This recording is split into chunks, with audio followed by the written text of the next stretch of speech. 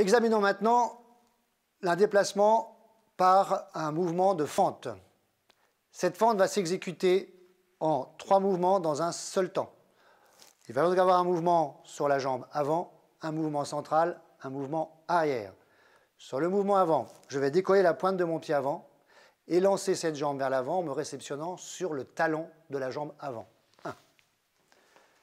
Dans cette position, on remarque que le poids du corps est passé vers l'avant.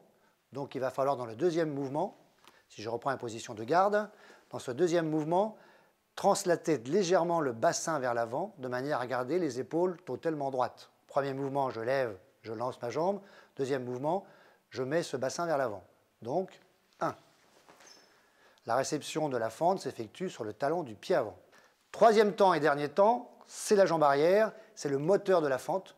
Je vais donc, avec cette jambe arrière, la tendre vers l'avant, faire une poussée non pas verticale mais horizontale, le pied arrière restant strictement au sol, de manière à garder son équilibre. Je fais donc vers la fente en enchaînant les 3 mouvements. Le bras va s'allonger pour le départ de la fente. Je décolle le pied avant et j'enchaîne les 3 en poussant sur ma jambe arrière. 1. Je suis donc fendu, pied arrière à plat, mollet de la jambe avant, perpendiculaire au sol. Le bras arrière s'en va vers l'arrière ou peut rester lorsque l'on est avec une deuxième arme vers l'avant. Le retour en garde, soit je fais un retour en garde arrière, je reviens à la position de garde d'origine, 1.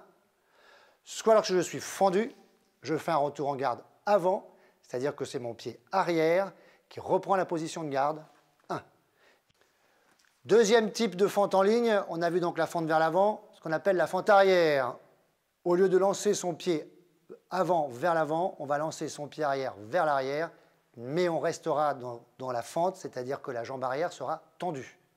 Je suis en garde, le poids du corps va passer sur la jambe avant, bien évidemment. Je détache mon pied arrière et je lance ma jambe vers l'arrière en tendant cette jambe.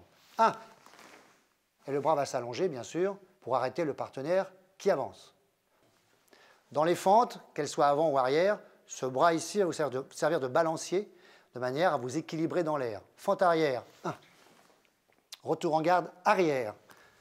On conserve bien son équilibre. Fente arrière. Retour en garde avant.